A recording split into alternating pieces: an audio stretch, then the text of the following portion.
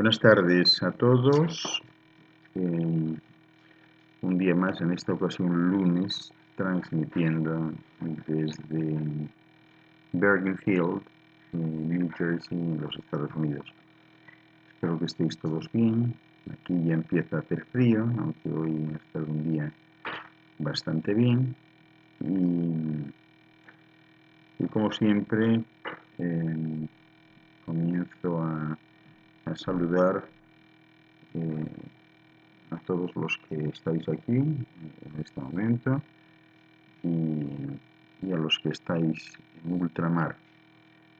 Veo conectados al 811-181, que no sabemos si es hombre o mujer, niño o adulto, bebé o anciano. Tenemos a Elizabeth Herrera desde Venezuela,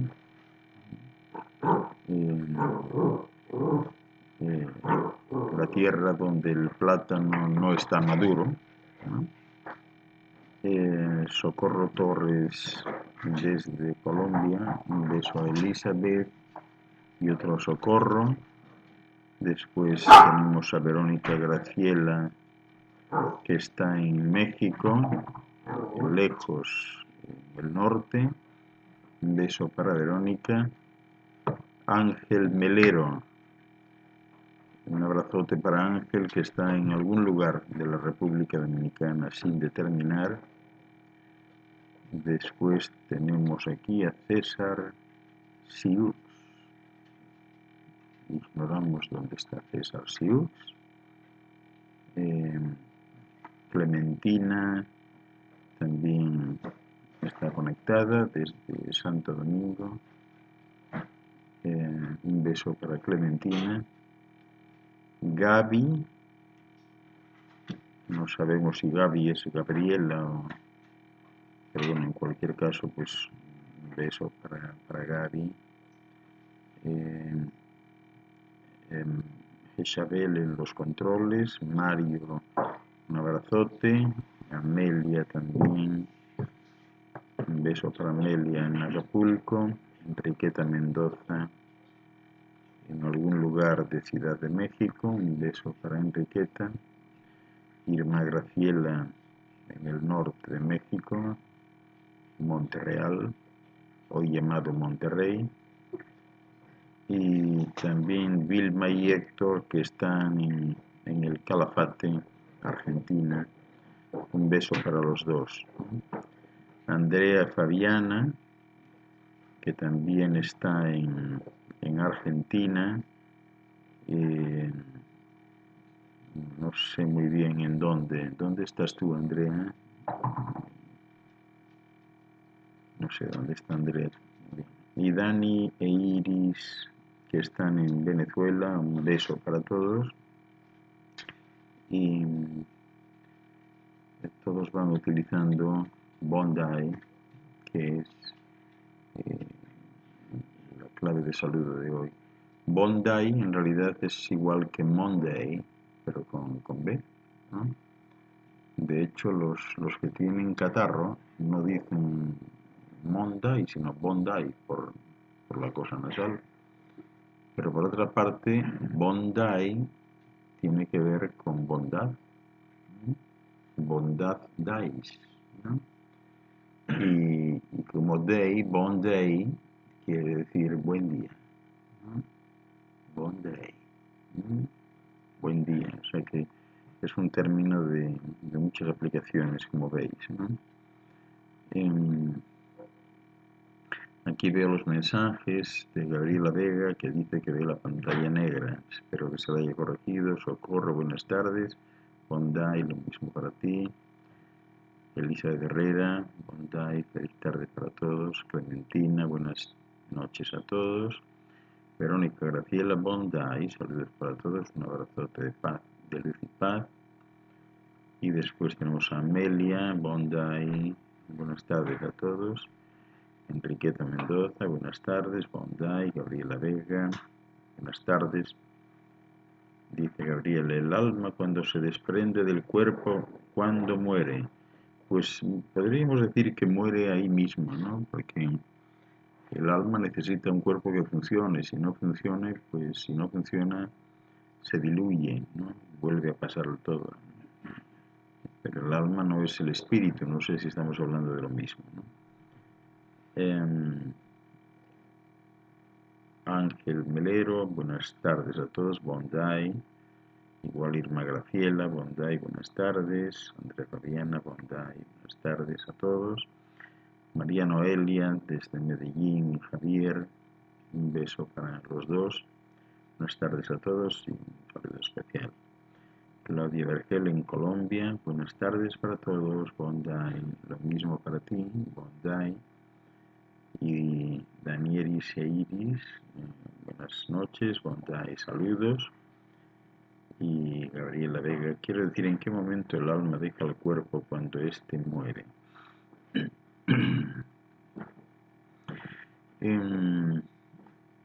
El alma colectiva abandona el cuerpo cuando el cuerpo no funciona.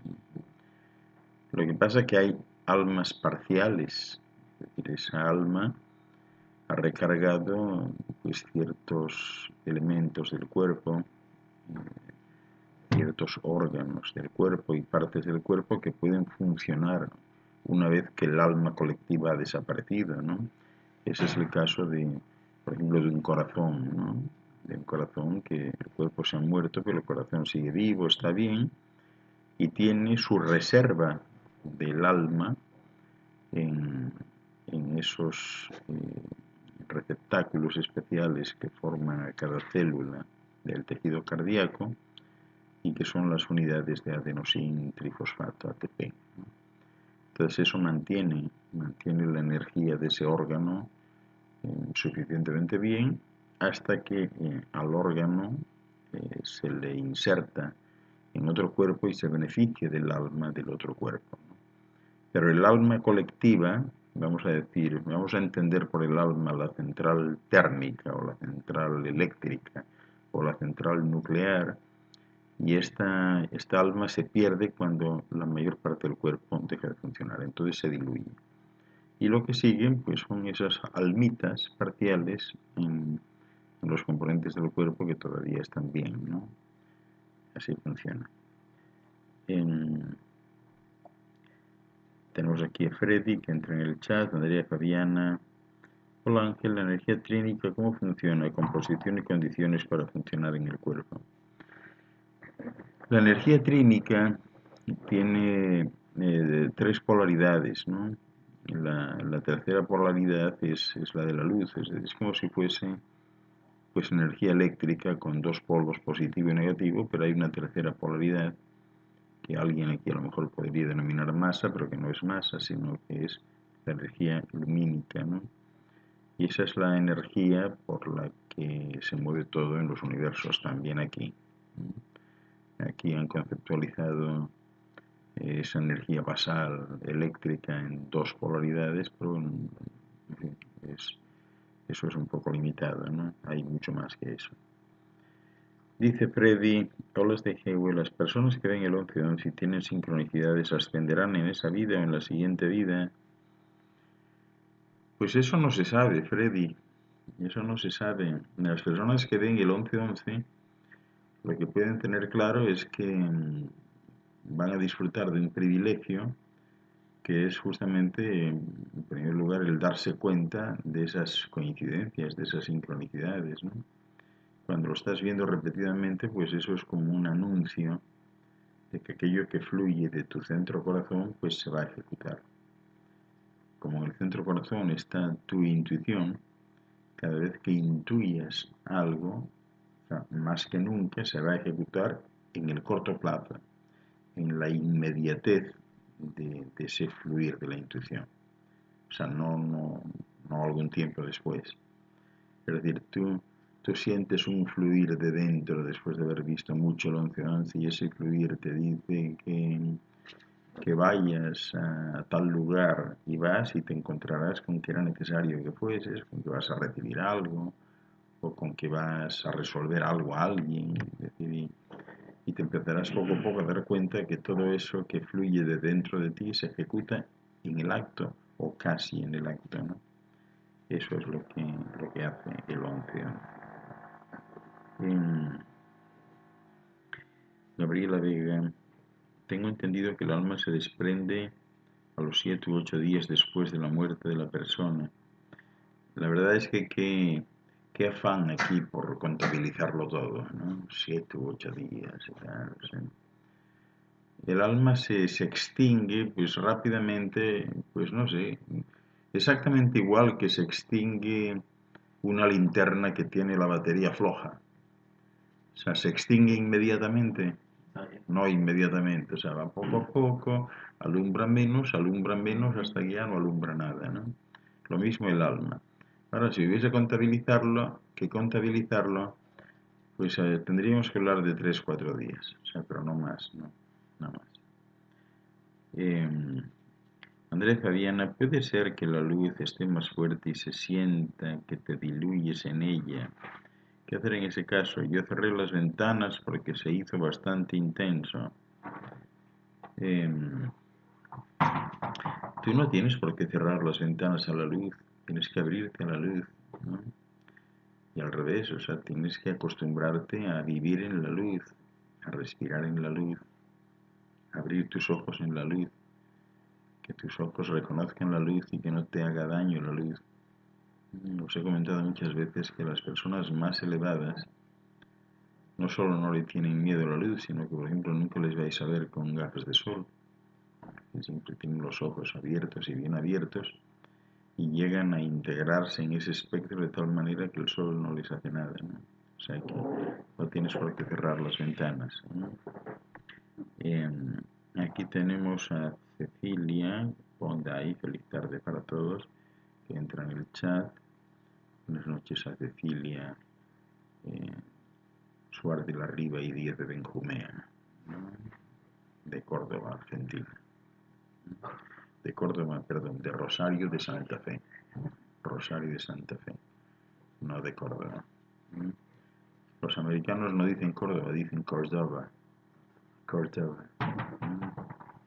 O sea, ¿por qué no podrán decir con el acento en la O, Córdoba, no?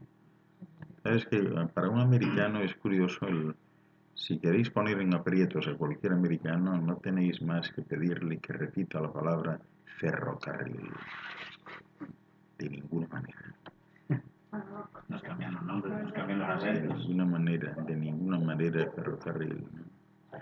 No, y a veces, por ejemplo, con mi nombre ellos se sorprenden mucho, ¿no?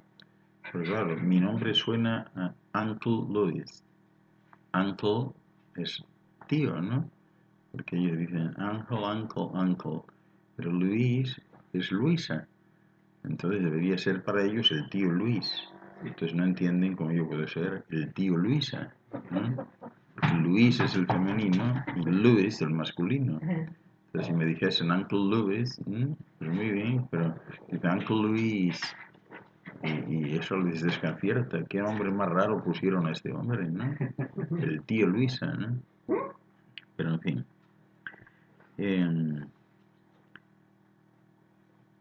Isabel, hola, gusto en saludarle. Es cierto que las personas que ven el 11-11 y tienen sincronicidades están entre las 144.000. No, no necesariamente, no.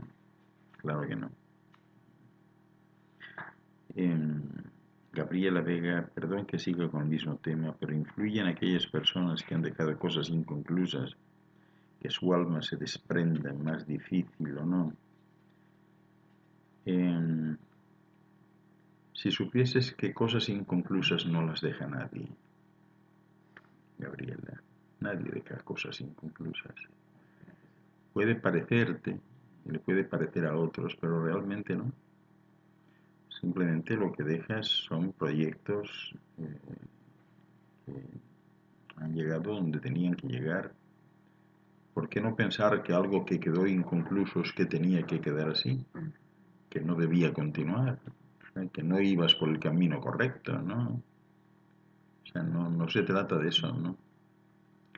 En los cielos no existe esa posibilidad de algo inconcluso, porque si se pensase en algo inconcluso de verdad, se pondría en duda pues el funcionamiento propio de la madre naturaleza, y se pondría en duda incluso hasta la perfección de un Dios que te dice que todo es perfecto y que todo está bien. Entonces, si algo quedó inconcluso, pues las cosas no son así, entonces, ¿no? Nada de eso. Y el alma, además, yo creo que, Gabriela, tú estás confundida con el alma, ¿no? Yo creo que tú estás hablando del espíritu, ¿no? Que es una cosa, el alma es otra. El alma es una unidad biológica que hace posible el funcionamiento del cuerpo. El espíritu, la esencia, es otra cosa. Y ese espíritu siempre está ahí porque es exactamente igual que la gran matriz original. O sea, que todo está ahí. Hola, un abrazo, Ángel. Este es Julio.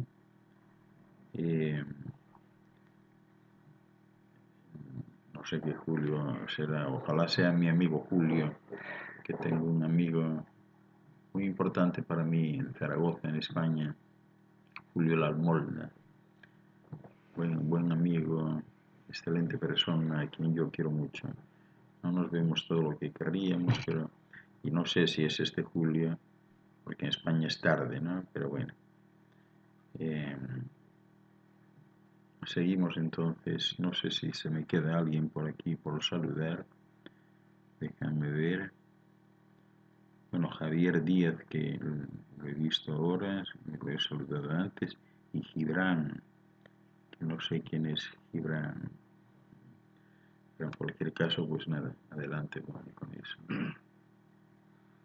¿Cómo se la lleva mi mamá Micael con todas estas decoraciones, como toda esta adoración de Navidad, todo este Y cuento? Manuel Micael, con la cuestión de Navidad, pues si supieses que lo disfruta, sí, siempre ha disfrutado eso, pero lógicamente no se ve relacionado con ello para nada, ¿no? Y cuando hemos hablado al respecto, pues eh, no deja de sorprenderse, ¿no? De cómo, de lo fácil que es, ¿no? Crear un escenario, ¿no? O sea, tú creas un escenario y con el escenario una novela y según la cuentes, pues te creen a pies juntillas, ¿no? Porque evidentemente el tiempo en que él nació, o sea, nada que tenga que ver con la Navidad sucedió entonces. O sea, no hay un solo aspecto que pudiéramos decir, hombre, pues esto sí coincide. Realmente no coincide nada. Nada. Es otra historia, y yo diría que inventada al 100%, o sea, no al 90 ni 95, ¿no? Nada tiene que ver con cómo sucedieron las cosas. Nada que ver. Nada que ver. La Navidad, yo creo que ha aprovechado, ¿eh? Lo comentábamos ayer, me parece, en el seminario. La Navidad ha aprovechado el momento cumbre de todas las religiones y la propia identidad del Dios de cualquiera de las religiones, ¿no? Que son unos dioses a los que hace falta sacrificar, que tienen que morir, que tienen que resucitar los 3 días, etcétera. Y eso exactamente es lo que le pasa al sol, ¿no? O sea, este sol muere el, el 21 de diciembre. El día 21 de diciembre muere el sol, la noche más larga, la oscuridad más larga. Hay 3 días en que no se nota que el sol resucite, es decir, los días empiezan a crecer 3 días después. Ahí están los 3 días de la resurrección. Y ya estamos en el día 24. Entonces, ¿quién es el que nace el día 24? El sol. ¿Quién es el sol? El niño Jesús. Y ahí empieza la historia, ¿no? Ahí empieza la historia.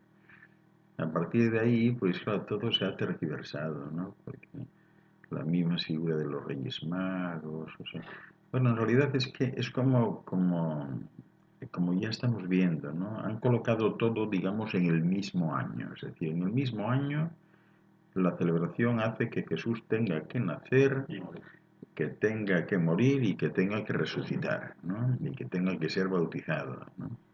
Entonces el asunto de los Reyes Magos, pues ya os imaginaréis, unos reyes que van allí a adorar a un niño que no se entera de nada, ¿no? Los reyes no iban a eso, los reyes iban a identificar al niño nacido, a ver si tenía que ver con el gran maestro tibetano que, que había muerto poco tiempo antes, ¿no? Y una vez que lo identifiquen, pero claro, lo identifican, tiene que ser ya un poco grande, porque hay unas ciertas pruebas que un bebé no puede hacer, no puede identificar.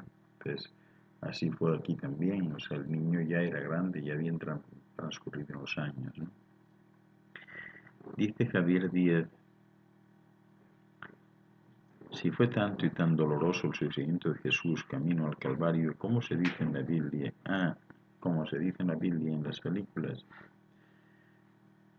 Pues sí, el sufrimiento sí lo fue. Lo que pasa que curiosamente no mencionan el mayor de los sufrimientos, no eran los posibles azotes o el caerse o el que te diesen latigazos si es que te los daban, ¿no? El verdadero sufrimiento era de orden anímico, de orden psicológico. El sufrimiento era el ridículo que pasabas, o sea, todo el mundo te estaba viendo cuando te llevaban allí, ¿no?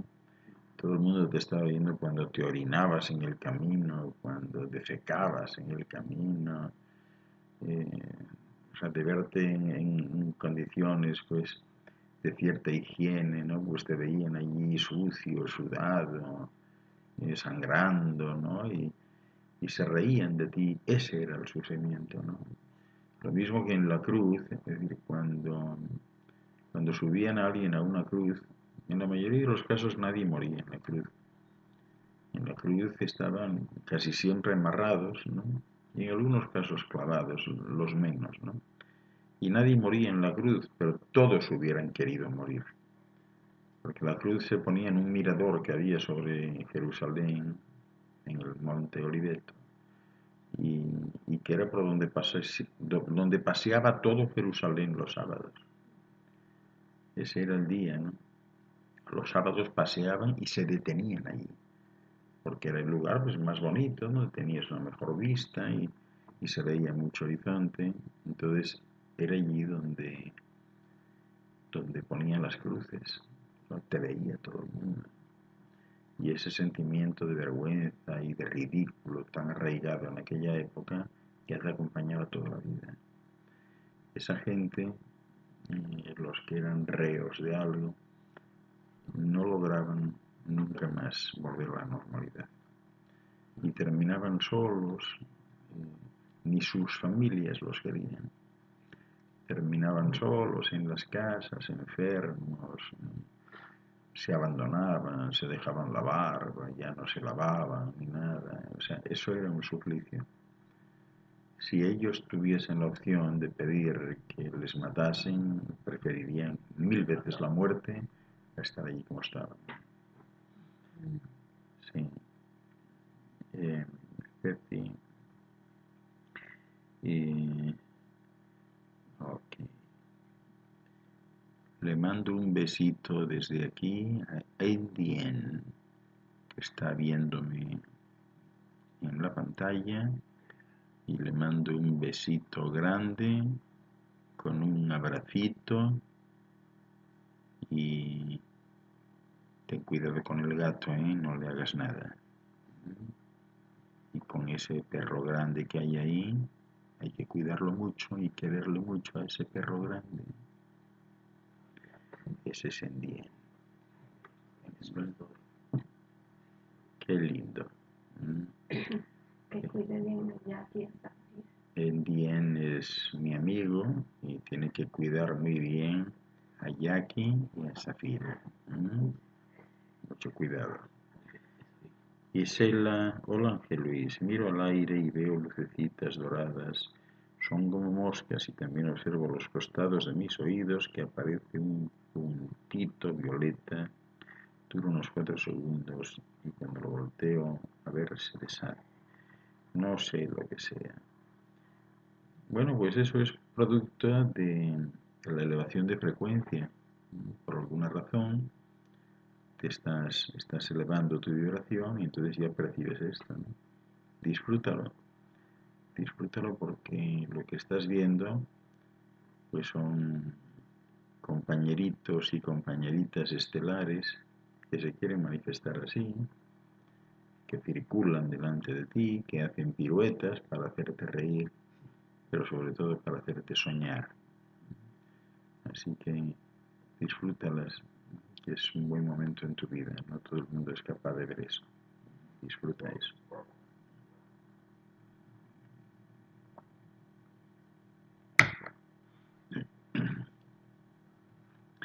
Seguimos entonces. ¿Y dónde salió la idea de todo esto de los regalos en Navidad, de Niño Dios, de que naciera tenía que ver un regalo y esto? Bueno, la idea es, Comenzó. no, la idea sale de los Reyes Magos. O sea, los Reyes Magos, la idea de llevar regalos surge de ahí cuando los Reyes Magos cuentan que llevan regalos al Niño Jesús y entonces como se lo llevan, pues yo también tengo que llevar regalos al Niño Jesús, pero como no lo tengo cerca, pues le llevo el regalo a mi papá o al vecino, ¿no? Y de ahí surge la historia, ¿no? Es todo comercial, todo comercial. Es algo muy curioso, ¿no? Pero nada, al final imagínate tú qué cosas, ¿no? En qué ha quedado, ¿no? En qué ha quedado el asunto, ¿no? Pero no. ¿Y qué más? ¿Qué más novedades? Salud integral.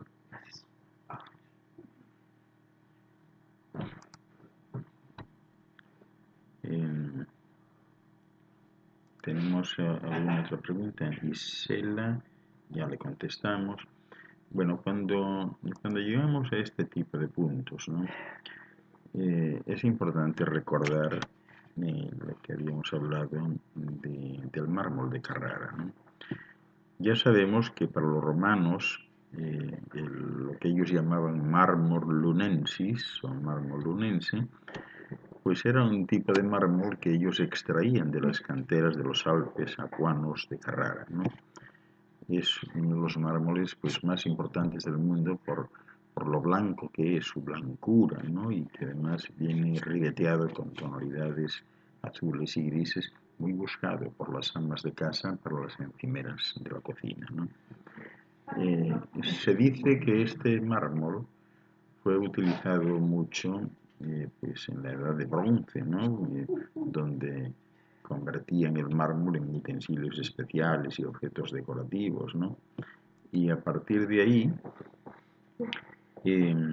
pues hubo una situación pues muy especial que derivó en la extracción por parte de los romanos desde la época de Julio César y todas las construcciones públicas de Roma pues llevan mármol de Carrara desde entonces, ¿no?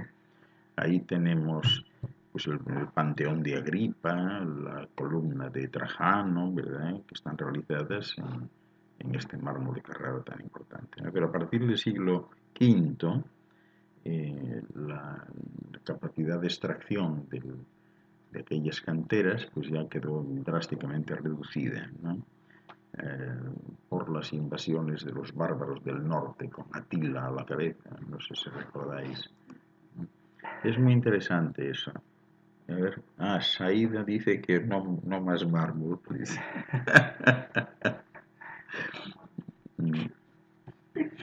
Bueno, es que ese es un tema que tenemos alternativo, ¿no? Cuando se hace el silencio y todo el mundo pues entiende.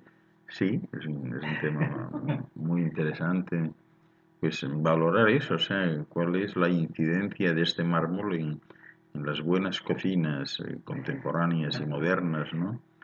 donde lo usan como encimera, ¿no? Porque además es un mármol que no se mancha fácilmente, tiene una porosidad que de alguna manera pues absorbe la grasa residual, ¿no? Y hasta hay casos en que muchas señoras dicen que ni siquiera las hormigas se pasean por encima, ¿no? Que es fenomenal. Dice Ceci, lo increíble del tema es que todo lo que dices es verdad. Pero Ceci, ¿qué pasa? O sea, ¿tú acaso creías que yo estaba inventándome una historia del mármol, ¿no? Sí, ¿no? O sea, esto es muy importante, ¿no? Muy importante. Ahora ya no se usa tanto porque, por ejemplo, aquí es caro, sí. Aquí en Estados Unidos solo son cocinas especiales y se utilizan encimeras sintéticas, ¿no? Pero el mármol de Carrara es fundamental, ¿no? Muy importante. En fin, bueno, aquí ¿Qué otras celebraciones como se celebra aquí la Navidad se celebran en otras comunidades que nosotros no, que no sean comunes para nosotros, que no sabemos ni que existen de pronto, existen esta clase de En celebraciones la, rituales? en la Navidad yo creo que se celebra en todo el mundo, o sea, la llegada del solsticio se celebra en todo el mundo. O sea, todo el mundo adora ese sol que se deja ver, ¿no? Que, tanto en invierno como en verano, ¿no? Pero varían. Ahora el culto al dios sol siempre se ha dado a lo largo de la historia. Siempre se ha dado. Desde los sumerios hasta los celtas, los griegos, los romanos, los fenicios, los cartagineses, todos adoraron siempre al dios sol. ¿Se sigue dando? Sí, sí, le consideran el dios sol, o sea, el dios sol es una luz.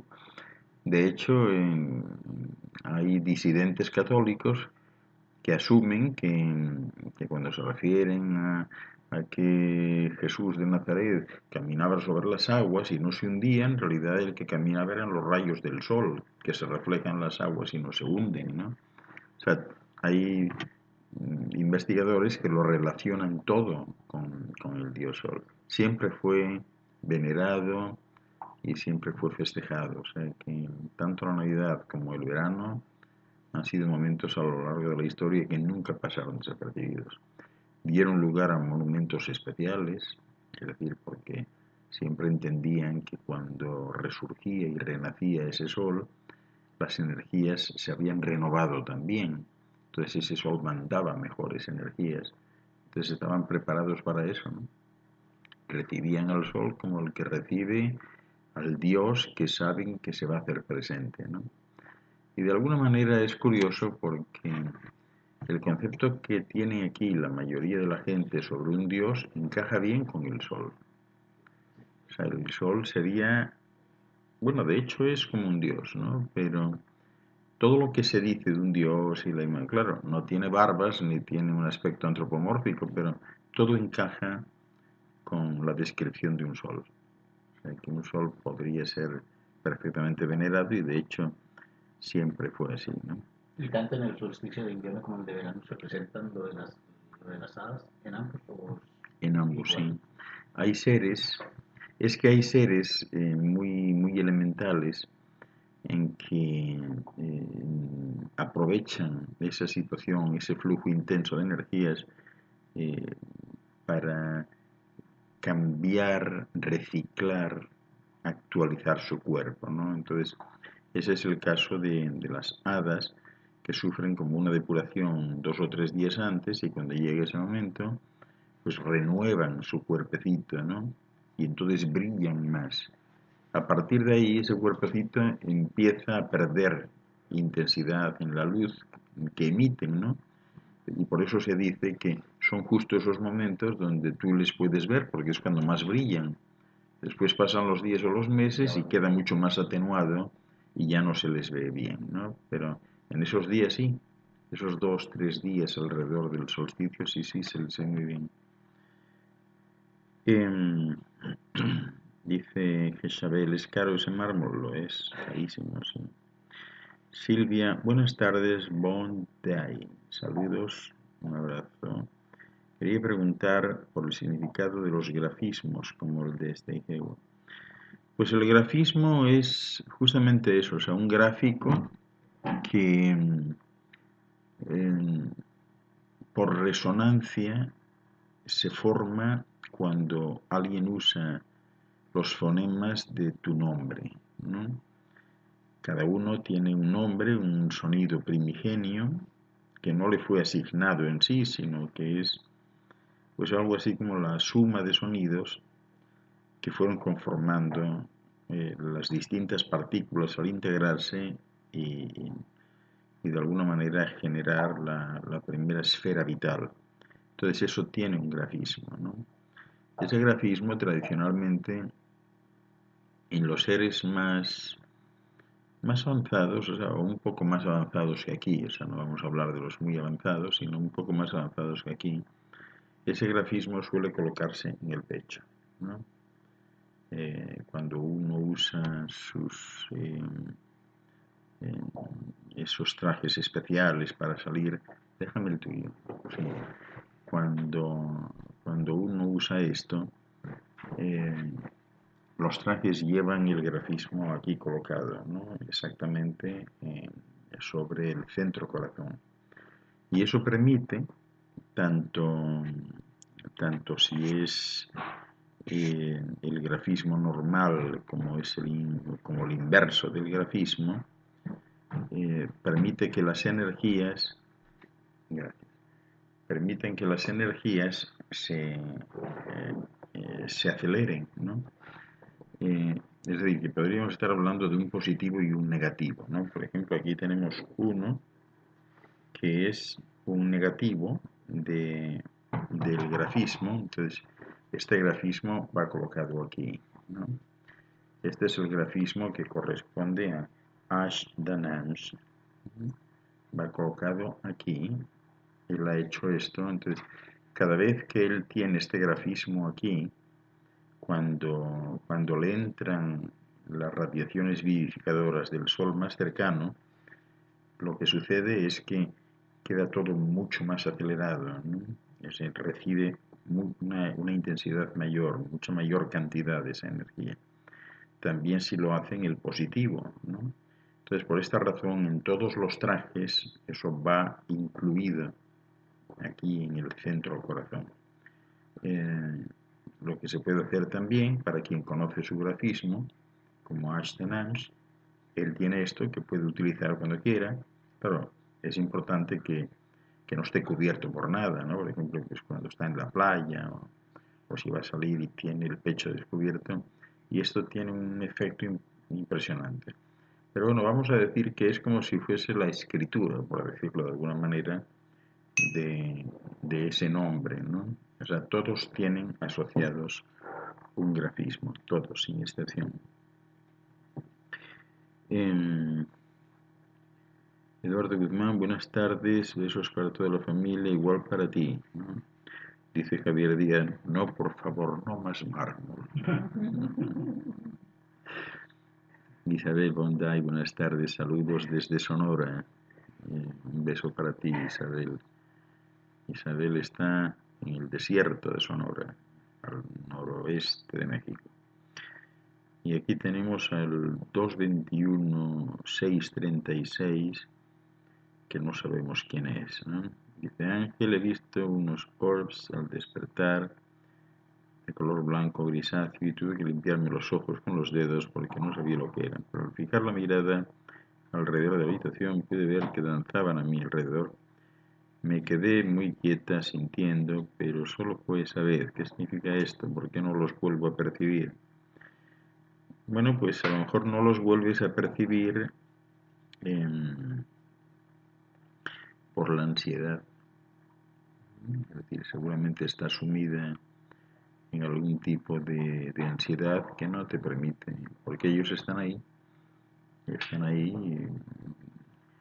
visibles para quien quiera verles y pueda verles, ¿no? A lo mejor te ha sucedido algo y estás más densa que de costumbre y por esa razón no los ves, ¿no? Asumo que es eso. Gabriela Vega, ¿qué es el destino? Eso que dicen que todo está escrito, ¿no es así? ¿No es cierto? Bueno, sí, vamos a decir, más que escrito, vamos a decir que todo está. Ahora lo que no está es la dirección que tú vas a llevar, esa la decides tú. O sea, tú estás en un campo lleno de caminos, o los caminos los vas haciendo tú, pero el campo no termina nunca, ¿no? Tú vas decidiendo si quieres ir por el bosque, si quieres ir por la playa, por la montaña, si te quieres sentar a esperar, o sea, todo eso ya está. Es decir, los pasados, presentes y futuros ya están. Tú decides por dónde quieres ir.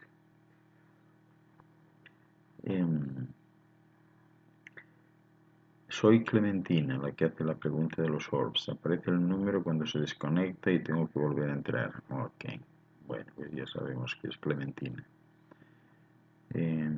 Miralda Jurado. Y Saida dice, ¿quién los hace y qué metal es el grafismo? Bueno, no los hace nadie, tienes que hacerlo tú. Aquí mi amigo César pues lo mandó a hacer a alguien, ¿no? A un joyero, depende. Los puedes hacer de plástico si quieres, ¿no? Eso los hace cualquiera. No cualquiera que se dedique a esto, ¿no? El metal, ¿qué metal es ese? Plata, ¿no? Ese metal es plata. Miralda Jurado, buenas tardes, Bonday, los saludo con cariño desde México. Me gustaría saber qué es el Supremo Absoluto, quiénes son los padres creadores que moran en la isla eterna del paraíso y qué son los dioses de la naturaleza. Bueno, Miralda, bienvenida, buenas noches. El Supremo Absoluto es una forma de ilustrar la infinitud. O sea, el Supremo Absoluto es un punto de partida que en realidad es inexistente, porque todos son puntos de partida, pero es una manera de identificar pues, al principio de principios, aún teniendo en cuenta que no ha habido principio de principios. Pero para nosotros aquí pues es una forma de poder ilustrar ese concepto, es decir, que siempre hay algo más allá, siempre más allá, ¿no? Los padres creadores son los grupos de seres que crean universos, galaxias, cúmulos, constelaciones, macrosistemas estelares, soles y planetas, pero que siguen un criterio biológico, es decir, que al igual que un matrimonio en el que ella queda embarazada, pues no podría justificar ante nadie que están esperando en vez de un hijo a un nieto, ¿no? Pues alguien les diría que bueno, que están equivocados, que lo que van a tener, ella va a dar a luz a un hijo, pero no a un nieto, ¿no? Si ese hijo después, el día de mañana, o esa hija, perdón, queda a su vez embarazada, ella tendrá una hija y esa hija, por genética, será nieta de los anteriores, ¿no? Lo mismo sucede en el cosmos, siempre hay unos padres creadores, ¿no? Hay un consejo, pero es un consejo virtual de padres creadores muy cerca del absoluto, o sea, muy arriba, ¿no? Pero que no es único, es decir, siempre hay algo por arriba, siempre hay algo por abajo, es decir, no hay jerarquías, el orden no termina jamás, ¿no? Y lo único que sí se sabe es que estos ciclos biológicos hacen pues que los soles sean padres, madres y tengan hijos también. Y esos hijos pues están conectados de forma nuclear con los soles de procedencia en eso que llaman aquí la gravitación. Es decir, los influjos gravitacionales siguen conectando al vástago, al hijo, con el padre y madre, que es siempre un sol, y así ad infinitum. Los dioses de la naturaleza son, bueno, dioses, claro, utilizando términos de aquí, al igual que utilizo términos de aquí cuando hablo de los padres creadores o del supremo absoluto que todo el mundo puede entender. O sea, el supremo absoluto sería como el dios de dioses, ¿no? Pero ¿quién es? ¿Realmente se circunscribe a algún ámbito? Pues no. O sea, ni siquiera la imaginación más calenturienta podría ni pensarlo siquiera. De hecho, en los mundos más avanzados de la eternidad, nadie habla de eso, ¿no? Queda demasiado lejano, demasiado inalcanzable. No se puede concebir aún en mentes evolucionarias muy potentes, ¿no? Pero bueno, como concepto sí se puede narrar, ¿no? Los dioses de la naturaleza son los dioses que vienen finalmente a un planeta que se crea y que terminan de conformarlo para que albergue vida orgánica. Esos son los dioses, y son los dioses que trabajan pues, sobre los aires y los fluidos, ¿no? Sobre la tierra y sobre los metales densos que conforman ese planeta. Esos son los dioses de la naturaleza. Leyendo en el libro de Ami, el niño de las estrellas, en una parte decía que iban a otro planeta y también allá les hacían creer a ellos que ese era el único planeta donde había vida, así como hacen aquí. Eso es verdad, en otros planetas también les hacen creer, de esta misma densidad también les hacen creer que son los únicos. Sí, bueno, lo que sucede aquí, por ejemplo, que se cree que uno es único, pues eso es normal. Sí. Eso es normal, pero también es normal en la misma Tierra.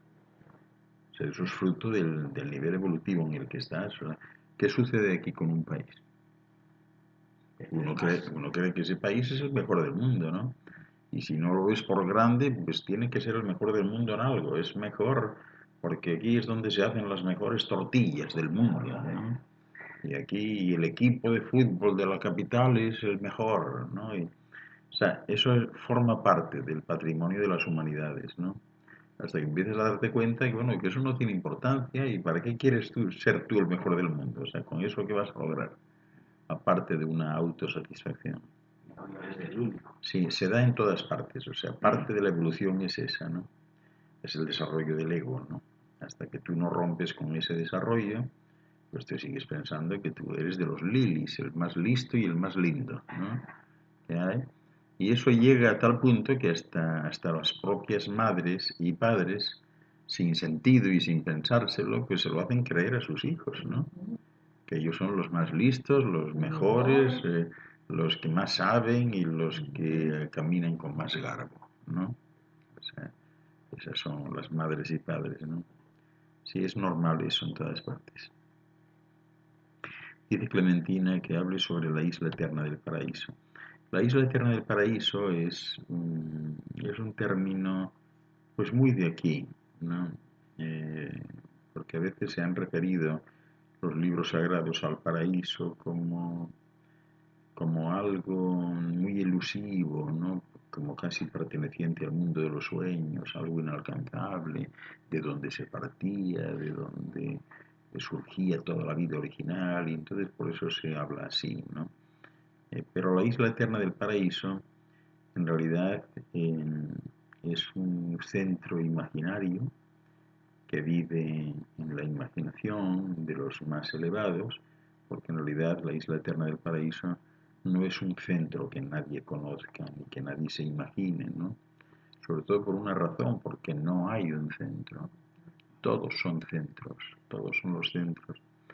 Por eso cuando en alguna ocasión les comentaba lo que respondió Todd, ¿no? Aquellos que le preguntaban qué era para él Dios, y él les decía, pues Dios para mí es una esfera que tiene su centro en todas partes y su perímetro en ninguna, ¿no? Bueno, pues esto ilustra muy bien ese concepto. ¿Dónde está la isla eterna del paraíso, el centro de los centros? En todas partes y en ninguna. Es una figura imaginativa, ¿no? Para dar a entender cómo pudiera ser todo, ¿no? Déjame una plataforma redonda si tienes. Eso de ahí, exacto. La isla eterna del paraíso se imagina así, es decir, es una plataforma, ¿verdad? Estática en algún punto, de la que fluyen dos tipos de energías. Unos en esta dirección, por arriba, circular, y otra por abajo, ¿no? Y que tiene un grosor en el medio estabilizador de las dos energías. Esto funciona como un toroide, es decir, estas energías de arriba van a la eternidad y vuelven a entrar, ¿no? entran, es como si esto estuviese pues agujereado en el medio.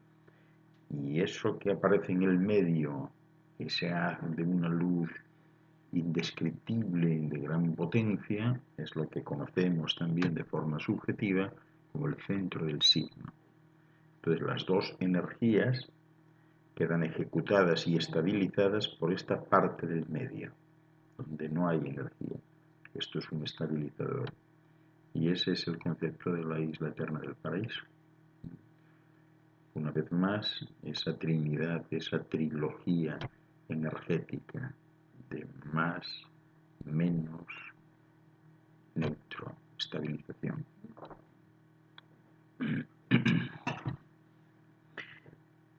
Dice él, tarde pero seguro, buenas noches, ya te iba a mandar a buscar yo. ¿Dónde andará metida Dixiel? Acaba de llegar. Bienvenida. Y bueno, pues nosotros estamos aquí en un ambiente muy cálido. Hoy, como os comentaba antes, no hace mucho frío, pero se está bien dentro de las casas, ¿no? Hay un ambiente de Navidad y qué bonito, ¿no? Porque el ambiente de Navidad en todas partes, si os fijáis, es un ambiente de luz. Si alguien fuese capaz de expresar el común denominador de la Navidad, es la luz. Es la luz. En Navidad iluminas la casa, iluminas todo, iluminas a otros con tu mirada, con tu actitud, porque es tiempo de conciliación, de entrega a cambio de nada. Te da igual recibir o no recibir, o sea, lo que te hace verdaderamente feliz es la entrega, lo que tú haces. Por eso también podríamos parodiar el término de Navidad y dejarlo en Navidad, dad, ¿no? Dad sin esperar nada, dad a quien podáis. Y si no tenéis que dar, pues dais una sonrisa o una mirada o un abrazo, que eso lo tiene todo el mundo. Por tanto, nadie puede decir, es que yo no tengo que dar. Claro que sí. Te puedes dar una sonrisa, un abrazo, una palmada en la espalda. Hay muchas cosas que se pueden dar. Y justo eso que se da es lo más importante. Es lo más importante. A propósito de Navidad, en algunos países, como no sé si en todo el tiempo, lo que decía, se celebra tanto con pólvora, que no sabe que le hace tanto daño al ambiente, a las plantas. Lo que pasa es que, ya lo sé, el celebrar la Navidad con pólvora y cohetes y todo, en el fondo pues son formas de luz también. O sea, buscan generar luz, o sea, no se dan cuenta, ¿no? Y no se dan cuenta que, claro, la luz asociada con el sonido es peligrosísima, ¿no? Posiblemente cambiasen de opinión si se diesen cuenta que en el cosmos, por ejemplo, la luz no va asociada con el sonido. No. En estas películas que hacen de batallas espaciales y todo eso, eso no es cierto. O sea, no hay ruidos en el cosmos, no hay sonidos. O sea, no así, no de ese tipo, ¿no? El sonido se queda en el interior del efecto físico o químico que se produce, pero no se irradia como tal, como piensan ellos, ¿no? Y sobre todo porque esto que consideran vacío, que en realidad es una materia que no refleja la luz, pues no recoge los sonidos. Entonces tú estás en el cosmos y estalla una supernova y tú no te enteras. O sea, tú te enteras que estalló por la luz que emite, pero no por otra cosa. Sí.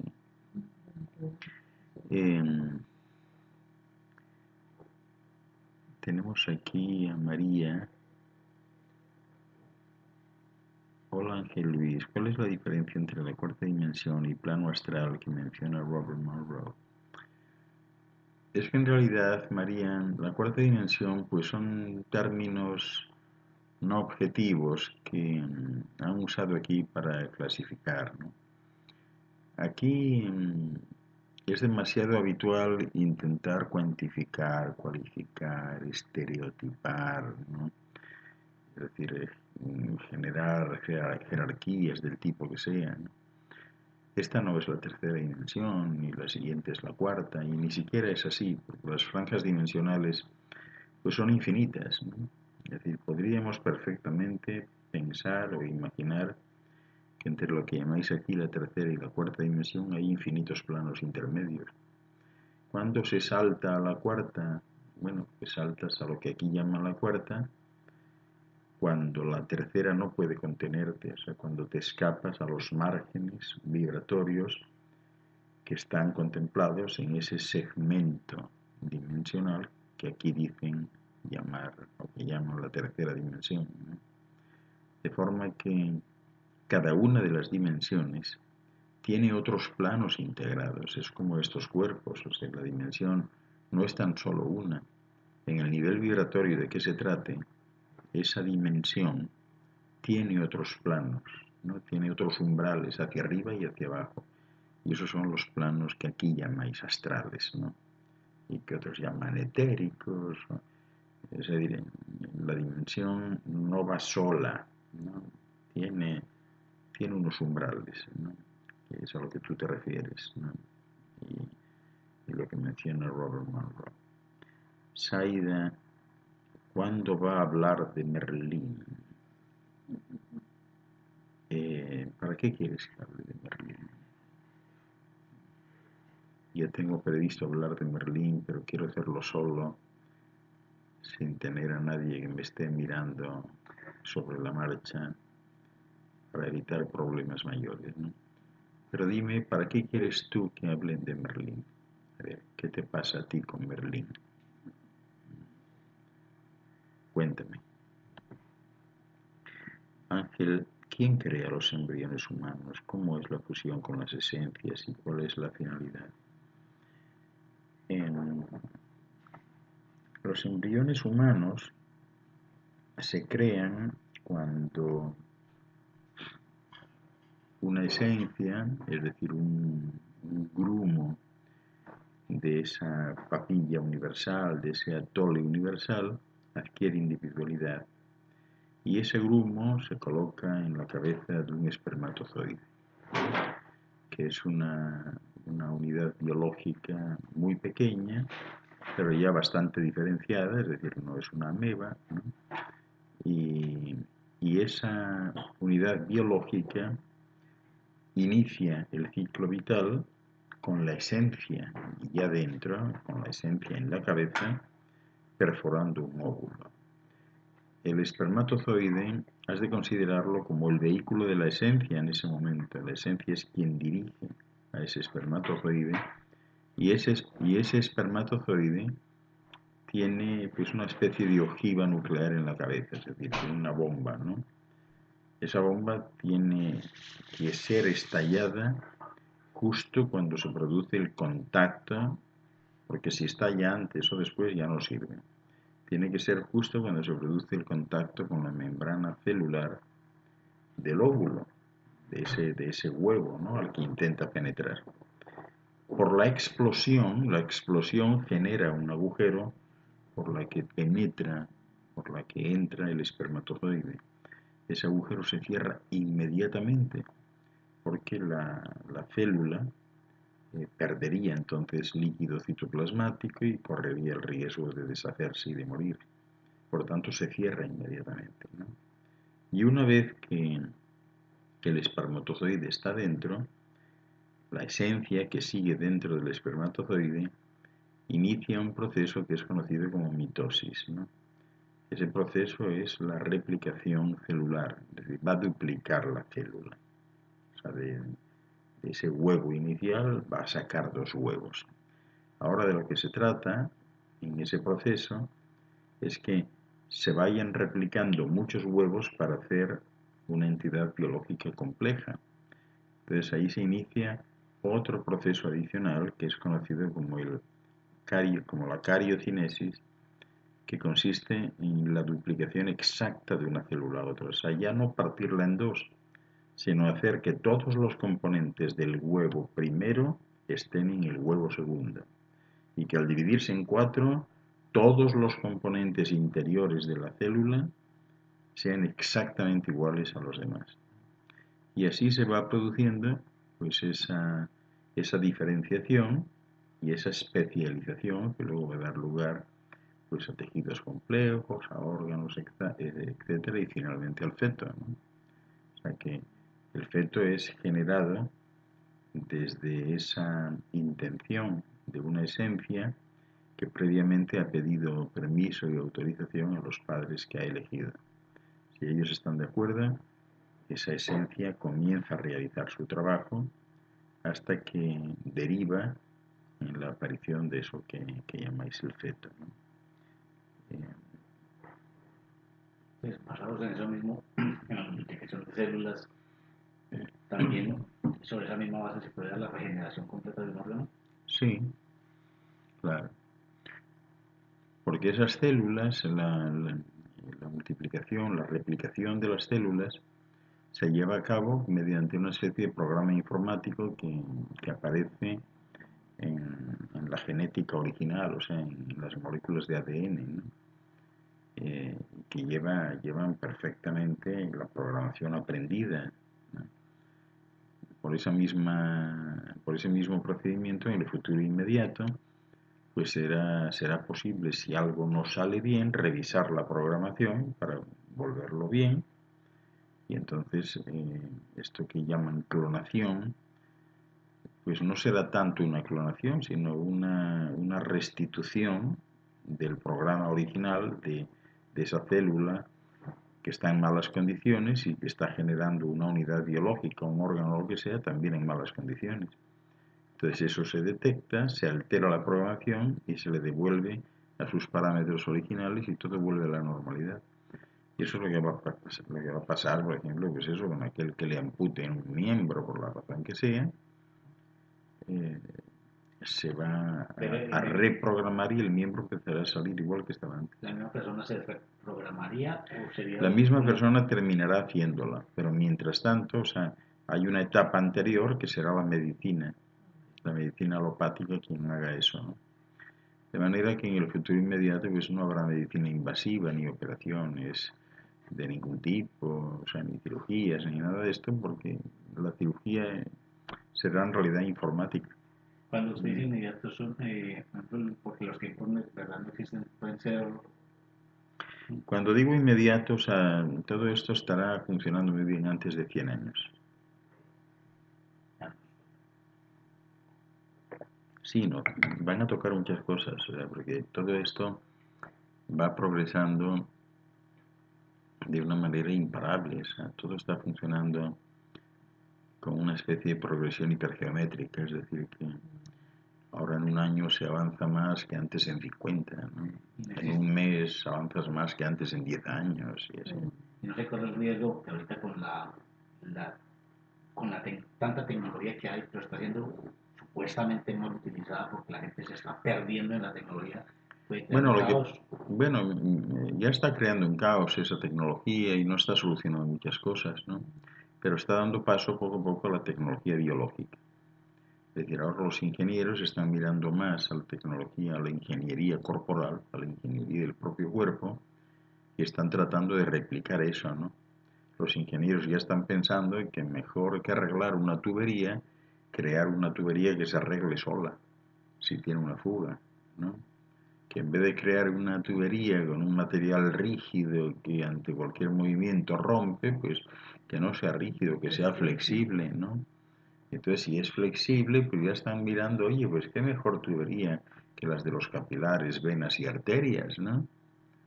Y a lo mejor eso es lo que podemos lograr, ¿no? Y de esa manera se puede mover la Tierra y no pasa absolutamente nada. Hacia allá caminamos.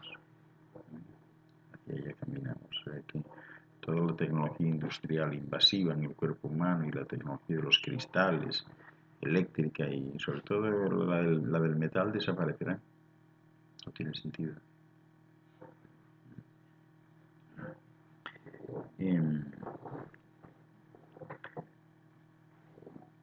Me llama la atención, pienso que era extraterrestre y alquímico y que podemos aprender de ellos. Era un viejito sabio, eso creo. bueno, no sé, la verdad es que no sé de lo que me estás hablando ahora mismo. Em, Cecilia, hay personas que nunca debieron separarse, o eso era justamente lo que tenía que suceder de acuerdo a las realidades simultáneas que se crean. Em, Todo es como tiene que ser, Cecilia. Si, si algo sucede, aunque no lo entendamos, aunque no lo comprendamos, aunque no lo aceptemos, eso es exactamente lo que tiene que suceder. Por eso cuando pasa algo así y tú te comportas desde la templanza y desde la paciencia y de esos otros valores humanos tan importantes, ¿no? Pues lo único que va a pasar es que trascenderá a un periodo de tiempo determinado y luego pues lo olvidarás o lo asumirás y la vida sigue, ¿no? Pero sí, no te quepa la menor duda que lo que sucede es lo que tenía que suceder. Es cierto que, o sea, lo que mencionas es cierto a medias, es decir, hay personas que nunca debieron separarse, bueno, personas que nunca debieron separarse cuando se separaron. Seguramente yo diría, tenían que separarse un año más tarde. ¿Mm? Es decir, que a lo mejor cuando se separaron fue pronto porque fue por una tontería o lo que fuese, ¿no?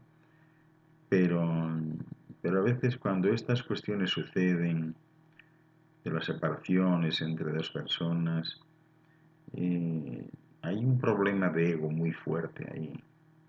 Hay un problema de ego y de la inclusión, es decir, este era mío y ahora no lo es, ¿no? Y eso no es así. O sea, todo lo que sucede conviene siempre que suceda y además sucede en el momento adecuado y ni antes ni después. Y además es positivo siempre. Es importante que suceda. La naturaleza mima, cuida y vela por sus integrantes. La naturaleza no quiere conflictos para nadie.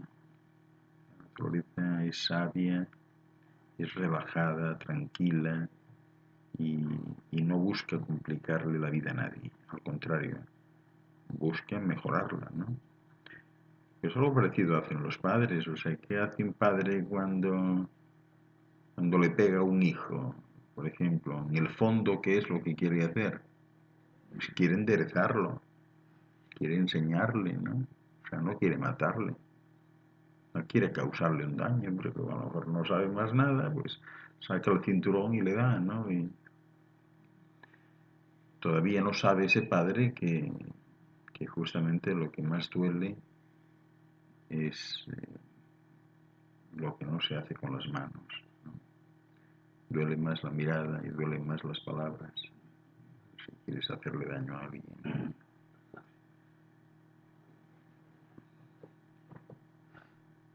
Saludamos a Lein Samad que se acaba de conectar y déjame ver si yo ando por ahí perdido. Bueno, aquí veo a Gerardo que no sé cuándo se conectó. Saludos a Gerardo. Em, ¿Alguna vez usted nos comentó, no sé, de pronto, hablando tiempo atrás, que había alguien por ahí de afuera que venía a alguna parte, creo que aquí en Estados Unidos, o andaba por ahí, y que a veces, si se lo encuentra en el momento preciso, te llevaba a dar una vuelta? Eso es real, es cierto, sigue sí, estando, sí, esos son los, se puede tener el mismo. esos son los de Pruzzi. La gente de Pruzzi viene con frecuencia por temporadas. O sea, no vienen siempre porque esto para ellos es muy peligroso y Pruzzi es mejor, ¿no? Pruzzi es mejor en el sentido de que es un mundo mucho más tranquilo, mucho más relajado, no hay tantos ruidos, ni nada, pero ellos han venido aquí, se mezclan y aprovechan que se parecen mucho a los de aquí. Eh, yo siempre he comentado a nivel jocoso que parecen boxeadores ellos, ¿no? Y ellas son bien feas, la verdad. Ellas son feas, pero son feas, ¿no? pero vienen aquí con frecuencia y la manera que tienen de conocer y de que les cuenten a alguien, pues es acercándose y actuando como, ¿cómo os diría yo? Como chaperones turísticos, ¿no? Es decir, ellos son como guías.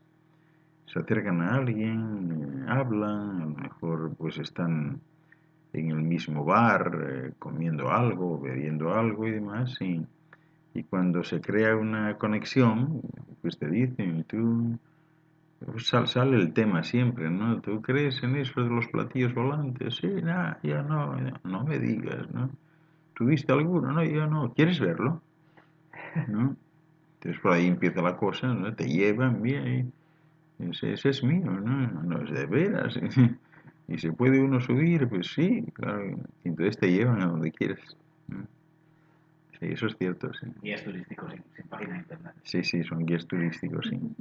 Además son muy charlatanes ellos, van hablando, sí, sí, muy charlatanes y son eh, como muy proclives a darte todos los gustos, ¿no? Por ejemplo, cuando te llevan por ahí, ellos te van preguntando, mira por ahí abajo, o sea, sobrevuelan el lugar a baja altura y te van preguntando, ahí quieres, no, no, ahí no, no. Al final terminas dirigiendo tú, no, no, sigue, que esto es bastante feo, no sé, esta no me va, ¿no? Y vas a un sitio y es típico, por ejemplo, que si te llevan a un sitio donde aparentemente te gusta, casi siempre te llevan a fiestas. Que te quieres ver, quieres que miremos a ver si hay alguna fiesta.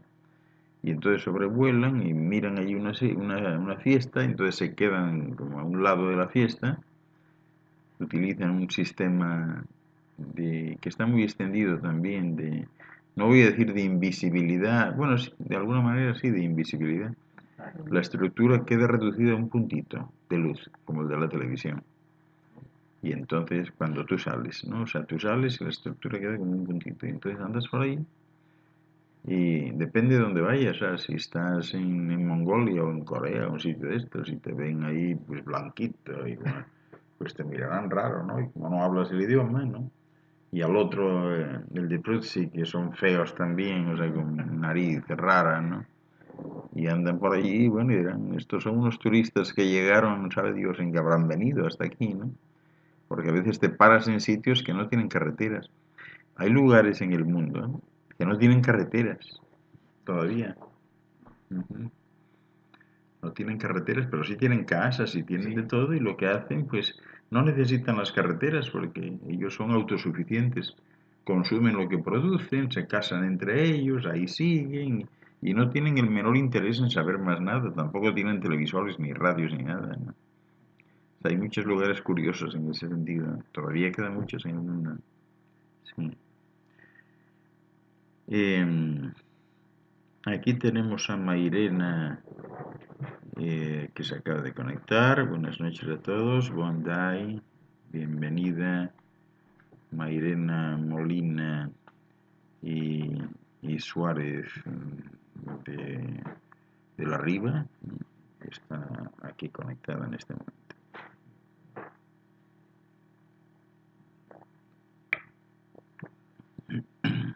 Bien, en estos momentos en que cuando existe un silencio así de este tipo, afortunadamente tenemos nosotros la posibilidad pues, de seguir adelante, ¿verdad?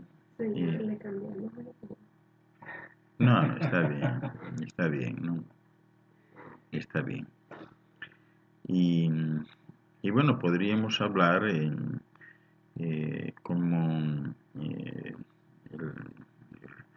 el que se haya hecho tan famoso el mármol de Carrara, pues se debe fundamentalmente a dos escultores italianos de reconocido prestigio y reputación.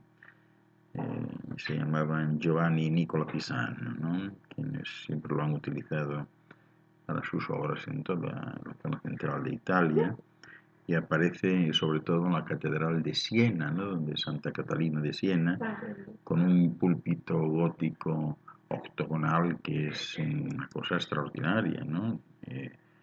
Todo el mundo valora eso sobremanera, ¿no? A mí me gustaría tener una estatua de mármol de Carrara, ¿no? No he podido lograrlo todavía, sobre todo por la anemia perniciosa que padecen mis finanzas, ¿no? Pero no por otra razón, ¿no? O sea, yo siempre he Hablando del deseado. mármol de Carrara, hay algo similar que se llama el cristal de Murano. Ah, sí, sí. ¿Qué es? ¿Qué es en sí? ¿Eso viene así de una beta de esos colores? Sí. Bueno, no. El cristal de Murano se hace. ¿Eso es Sí, hecho? sí, lo hacen, ¿Eso es sí. derretido y lo hacen? Sí, lo hacen, Yo sí. pensé que había encontrado una beta, una misma o algo. No, o sea, lo hacen. O sea, en Italia es típico eso, ¿no? Y además hay mucho, por ejemplo, en la zona de Venecia, y es muy interesante, ¿no? Porque ese arte del cristal, cuando vayáis a Venecia lo veréis, ¿no? Cómo tiran de él, Entiendo bien. ¿verdad? O sea, cómo lo hacen, cómo lo soplan, ¿no? Es impresionante, sí. Ujú. Y, y bueno, pues bueno, lo que utilizan, pues básicamente es arena, ¿no? O Sí. sea, para eso, ¿no? ¿Qué lo hace Y que le sea dan tan los, costoso?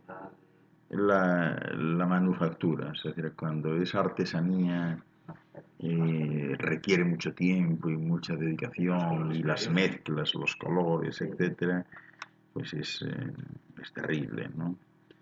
Entonces, bueno, cuando vayáis a Venecia lo veréis, ¿no? O sea, hay una parte o sea,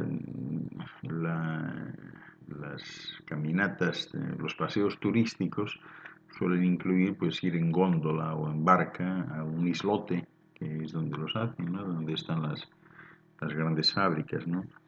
Y, y este es como, pues no sé, como la más alta expresión de la artesanía del cristal, ¿no? Y que está, siempre sale refinado, no en cualquier parte, sino este procede de determinadas personas considerados maestros del cristal, maestros vidrieros, ¿no? Y estos maestros, además, eh, llegan a ser maestros ya de mayores, o sea, después de muchos años. Esto no va exactamente de padres a hijos, ¿no?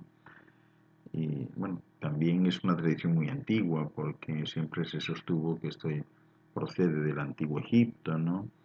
Y que servía para, en los tiempos de Roma, para adornar las casas de los nobles, ¿no? O sea, es muy interesante, ¿no? Tiene mucha influencia árabe también, o sea, es algo que merece la pena siempre, ¿no? Eh, Dice Saída aquí, no, hable de las dimensiones mejor. Bueno, pues estoy hablando de una dimensión, que es la dimensión vidriera, ¿no? Que es fenomenal.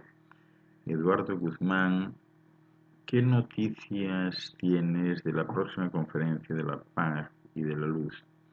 Bueno, pues estamos lanzados en la organización de la conferencia. Ahora mismo estamos todavía en el proceso de terminar con los invitados, y a partir del 1 de enero pues ya nos lanzamos literalmente en campaña, ¿no? Ahora pues hemos mandado invitaciones a unos y a otros, o sea, eh, hay personas pues muy interesantes que vamos a tener. eh, Va a estar, por ejemplo, pues una chica colombiana, por cierto, el hecho, pero que vive en España, que lleva mucho tiempo practicando la inedia, es decir, que no come ni bebe, entonces ella va a estar allí.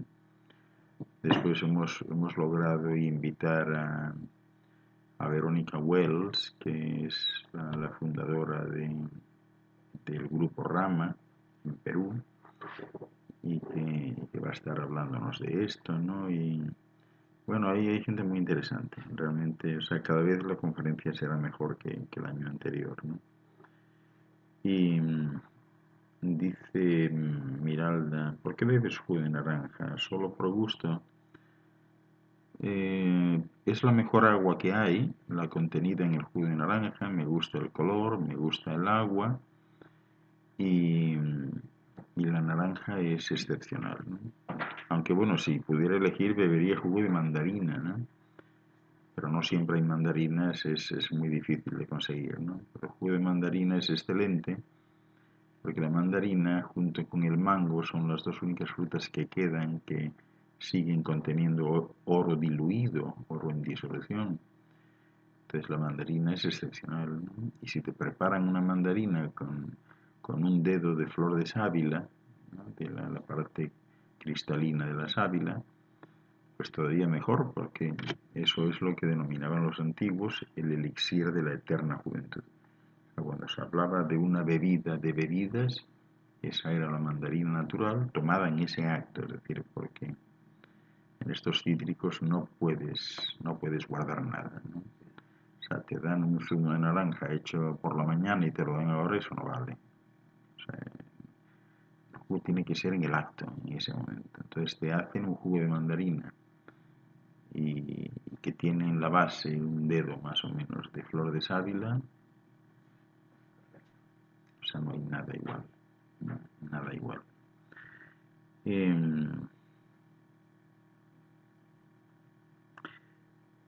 Saida dice, ¿por qué la gente tiene diferentes costumbres y qué costumbres tienen los extraterrestres?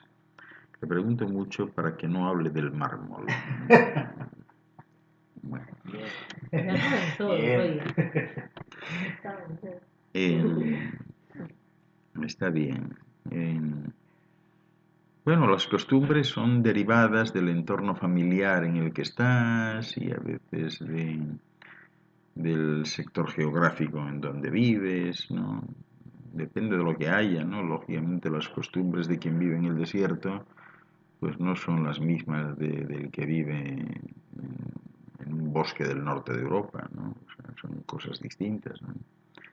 Derivan un poco, pues eso, del entorno geográfico en el que estás y de las personas con quien estás. Siempre se tiende, ¿no?, a hacer esto, pues porque lo hacían los otros, ¿no? Y hay poca gente que se dedique a innovar, ¿no?, a hacer algo nuevo, ¿no? Pero es normal. Saludos a todos y un abrazo. Esta es Keila. Saludos para Keila. Y Roberta, ¿es cierto que una acción puede afectar a terceras personas? Algo parecido a la película Efecto Mariposa. Pues claro, todas las acciones afectan a terceras personas. Todas. Todo afecta porque es que cualquier cosa que tú hagas, mires, hables, lo que quieras hacer, tiene una repercusión física. O sea, no olvidéis que estamos en una especie de pecera cósmica, ¿no? Entonces nadie se puede ilusionar y decir, es que yo hice así y no pasó nada. No, hiciste así con la mano y se creó una corriente. Emitiste un sonido y salieron unas ondas, ¿no? Miraste a alguien y salieron otras ondas. Entonces todo tiene un efecto. Y lo más lamentable es que las ondas que no debieron salir, que son ondas erráticas, como por ejemplo las ondas de las palabras. Hay palabras que nunca debieron de salir de una boca, ¿no? Porque no solo hacen daño a quien va dirigida la palabra, sino que también rebotan en las paredes, van a otros sitios y hacen daño a otros. O sea que efectivamente todo tiene un impacto, ¿no? Y luego, bueno, pues si estás en un núcleo familiar o en un núcleo en el que hay otras personas, pues evidentemente lo que haces o dices, pues tiene influencia en ellos. Tú puedes estar felicitando o reprimiendo o recriminándole a alguien, pero siempre hay otros ojos a lo mejor al lado que está siguiéndote y para quien a lo mejor tú eres una referencia y toma eso como referencia y eso le afecta y puede cambiar su vida. Claro que sí, o sea, todo tiene un efecto en los demás, siempre. Sí. Luis, ¿existen los trolls? Algo parecido. ¿Y qué son o qué es? ¿Qué hacen?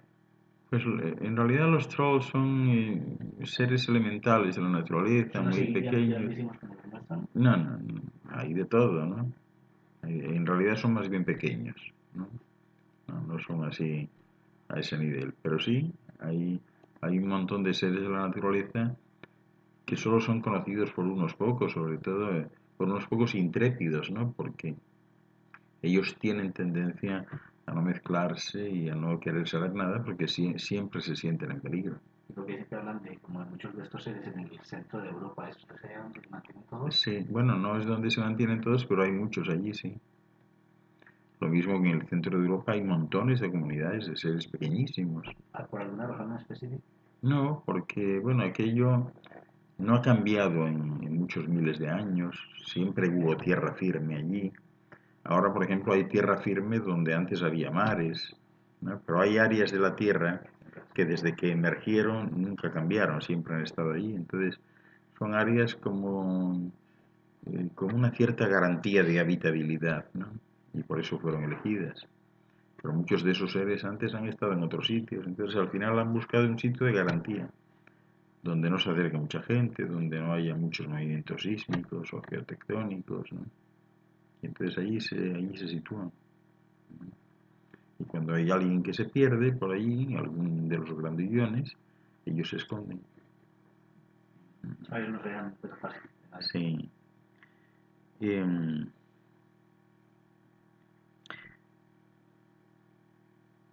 Vamos a ver.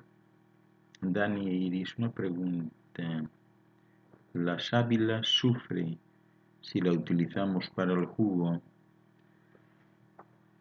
Sí, o sea, la sábila sufre, pero bueno, es lo mismo que podría sufrir una madre a la que le dices, oye, ¿me prestas un pecho para darle leche a mi niño que yo no tengo?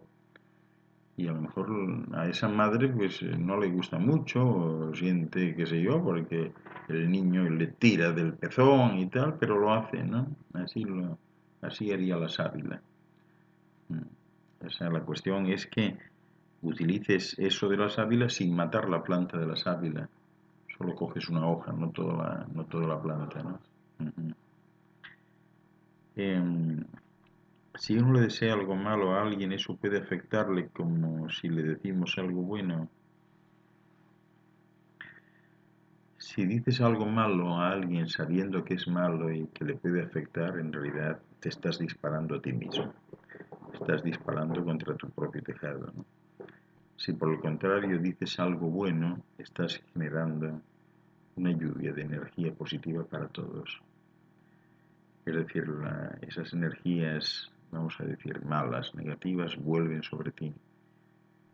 Y las otras van hacia los demás y no vuelven sobre ti, porque ya han salido de ti y tú estás en ese momento bien, en positivo, construyendo, no destruyendo. Esa es la diferencia. Hace unos meses se habló por televisión del descubrimiento de Heaven's Gate en el espacio.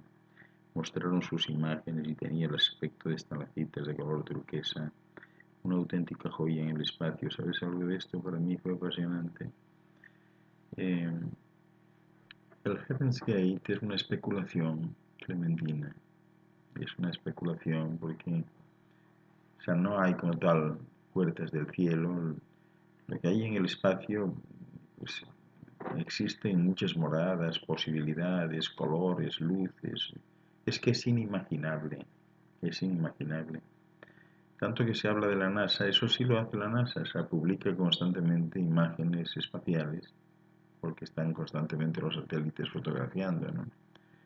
Pero no tiene sentido darles una categoría de puerta estelar o puerta al cielo, lo que sea, o como hay alguna galaxia que vista desde lejos pues parece un ojo abierto, azul, ¿no? Obviamente pues no es un ojo, no es nada, ¿no? Es una coincidencia. Y no significa, realmente no significa nada, ¿no? No tiene importancia. No sé, por qué razón te interesa a ti eso? ¿Hay algo especial que te haga mirar a esa situación?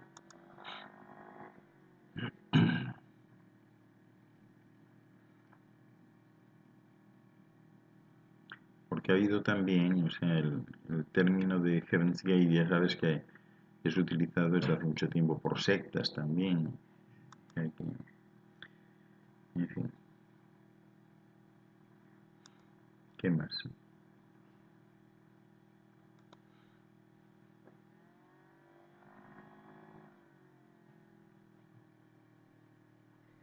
eso de la propagación de tantas sectas religiosas fanáticas ahora por todo, no sé si a por todo el mundo, pero al menos en Sudamérica está casi que plagado.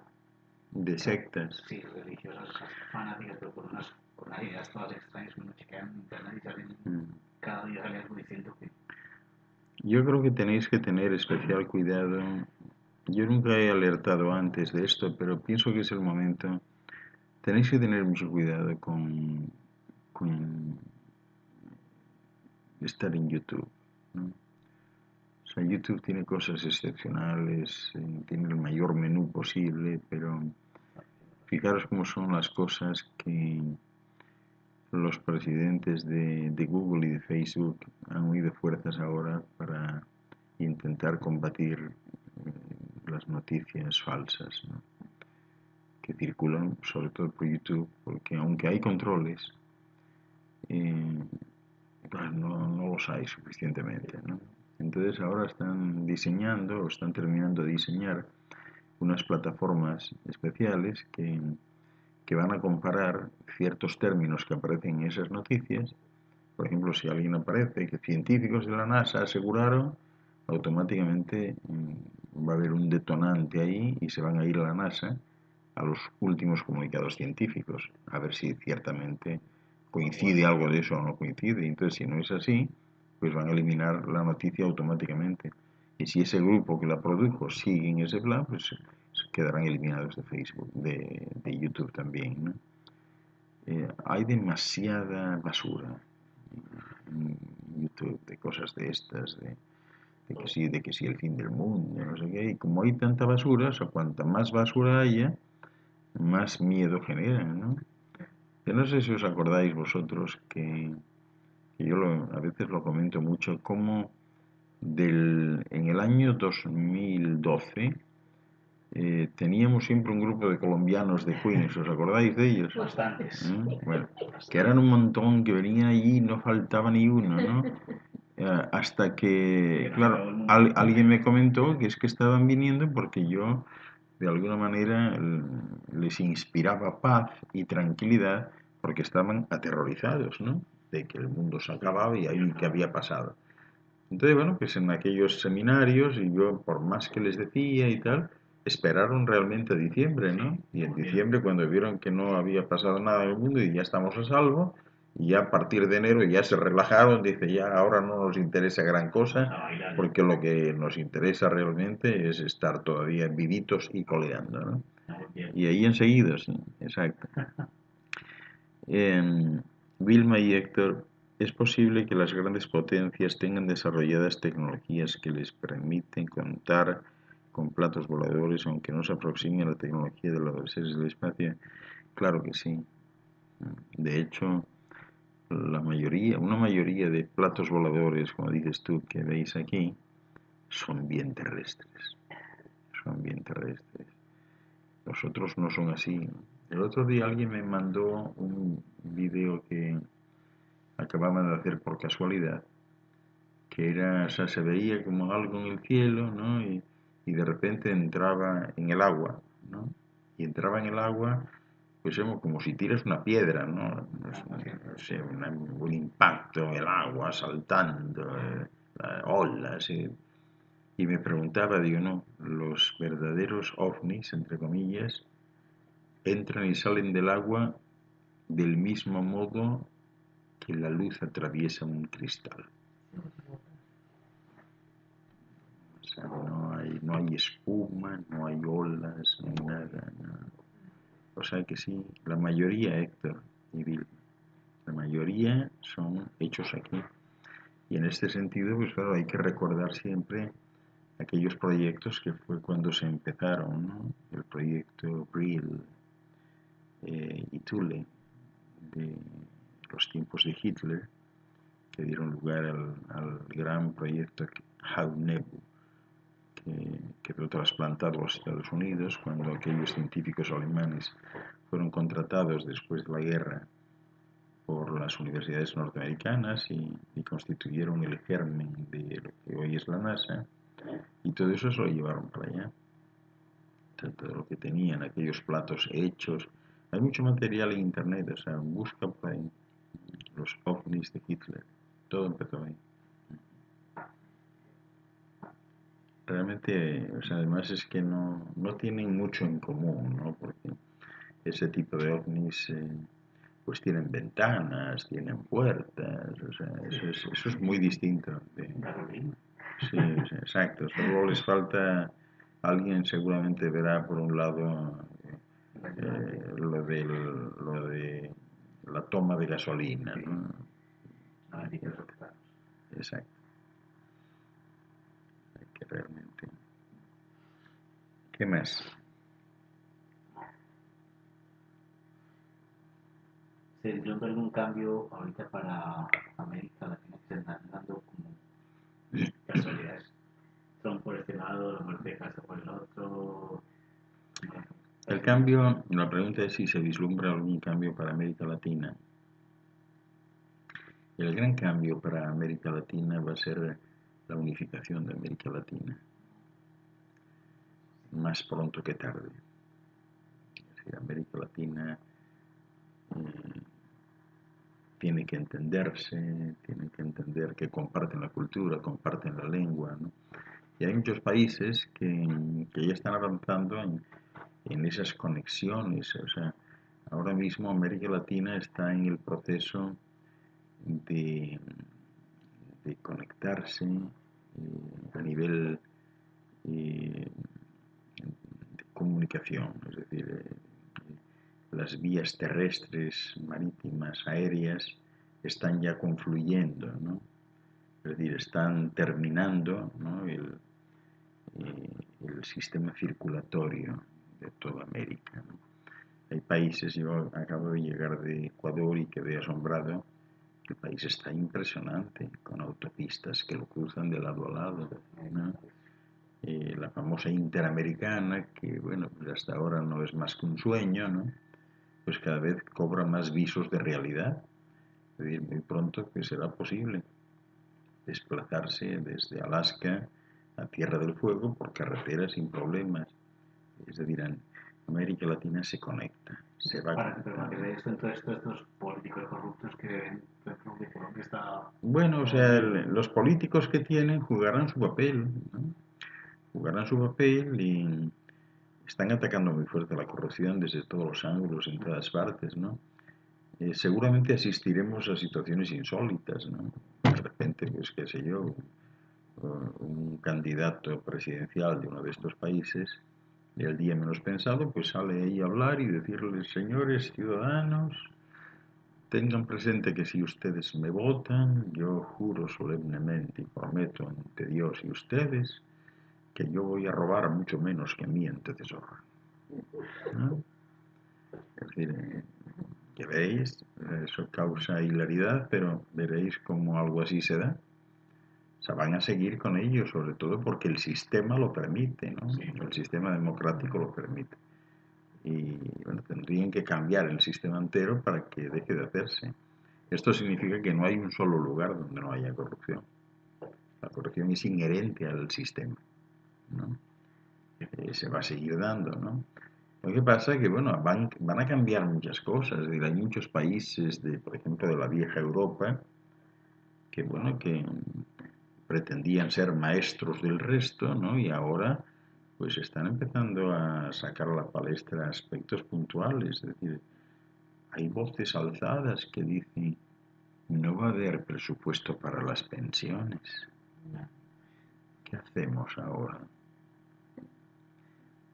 Demando al Estado. A mí me engañaron durante 35 años. He estado pagando todos los meses, o mejor dicho, me lo han estado quitando y decían que eso era seguro, ¿no? Y ahora me dice que no tienen. Que no tienen. Eso es delicado, es decir, el mundo va a experimentar muchos cambios en ese sentido, ¿no? Pero claro, también habrá cambios en otro sentido. Es decir, hasta este momento pues todavía sigue existiendo enfermedad, muerte, etcétera, ¿no? Pero cada vez habrá menos enfermedad y menos muerte, entonces también las pensiones no serán tan importantes como lo son ahora, ¿no? Hay de todo, hay de todo.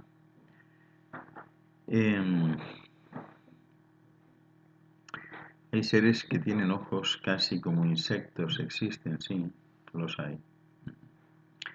Soy Clementina y de Heaven's Gate lo que me cautivó fue su gran belleza. Me siguió inspiración artística y mientras la dibujaba, para integrarla en una escultura, me preguntaba si habría vida. Además, me hizo pensar que vivimos en un universo por descubrir.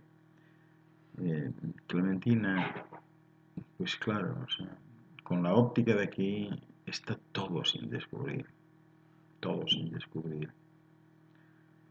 O sea, la percepción sensorial e incluso científica de lo que hay es nada, es mínimo. O sea, nosotros estamos en una aldea de la periferia de la galaxia y ni siquiera conocemos la capital de la provincia en donde vivimos, aquí en este rincón de la galaxia. O sea, está todo por descubrir. Vilma y Héctor, sí, no me atrevo a contárselo, pero lo hemos visto y no cerraba con la descripción que usted nos ha brindado sobre los legítimos, ¿no? No entiendo, no entiendo de qué hablas, explíquemelo mejor.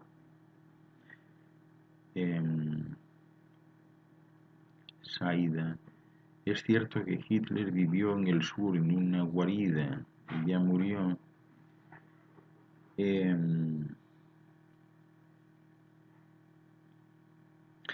Bueno, yo no puedo entrar en eso exactamente, pero efectivamente se especula con que Hitler en realidad no se suicidó en el búnker, que voló a Barcelona y de Barcelona voló a Argentina y que estuvo en Argentina mucho tiempo hasta que murió, ¿no? Infórmate de eso. Gutnara Villalobos entra en el chat, saludos a Gutnara. Gabriela Vega, ¿por qué dice que va a haber menos enfermedades? Pues las va a haber porque habrá menos enfermedades porque cada día las personas tendrán un nivel de conciencia distinto que les hará ver, pues eso, que están llevando vidas que no deben llevar, que están comiendo lo que no deben comer, que están relacionándose con quien no deben relacionarse. Y todo eso está cambiando y va a motivar el que efectivamente pues se sientan mejor. En algún momento la comunidad científica internacional pues hablará pues de por qué las comunidades indígenas no padecen cáncer y no padecen esquizofrenia y no tienen enfermedades mentales y por qué viven más años, etcétera, y uno aprenderá de eso, obviamente, ¿no? O sea que realmente el destino del mundo es a llegar a un punto en el que no haya enfermedades ya de ningún tipo. Así que es solo una cuestión de tiempo. Poco a poco. Poco a poco. El deshielo del polo, ¿hasta qué punto puede afectar al resto del planeta? El deshielo de los polos afecta al resto del planeta porque lógicamente aumentará el nivel de agua, ¿no?, de los océanos y eso significa que muchas localidades costeras pues quedarán anegadas, ¿no? Pero eso será gradual, o sea, eso no es de un día para otro ni nada, ¿no? Y son ciclos, o Eso sea, es normal. es normal, sí. Ahora hay un tiempo de deshielo y luego vendrá un tiempo de hielos, ¿no? Y luego también es normal que haya deshielo por un lado y que haya hielo por el otro, ¿no? Por ejemplo, aquí, sin ir más lejos, se está produciendo un cierto nivel de deshielo en el Ártico, ¿no? Pero, por ejemplo, está iniciándose una glaciación que ya casi llega hasta Nueva York. Hay inviernos muy crudos.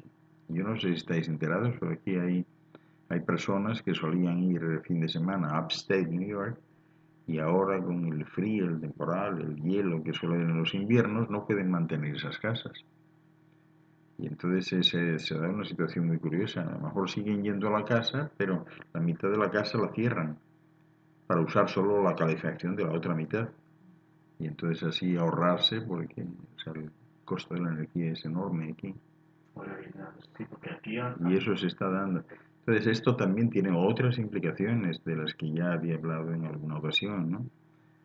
Cuando el frío baje, ¿no?, pues en la misma proporción baja la comunidad humana, ¿no? Entonces, claro, hablar, por ejemplo, de, como decía este hombre, de la frontera con México, mejor no hables de frontera y garantízate que no haya frontera para cuando hordas de americanos quieran ir a México, donde hay mejor clima y se está mejor, ¿no? O sea, eso está ya ahí. Y los americanos respiran papeles.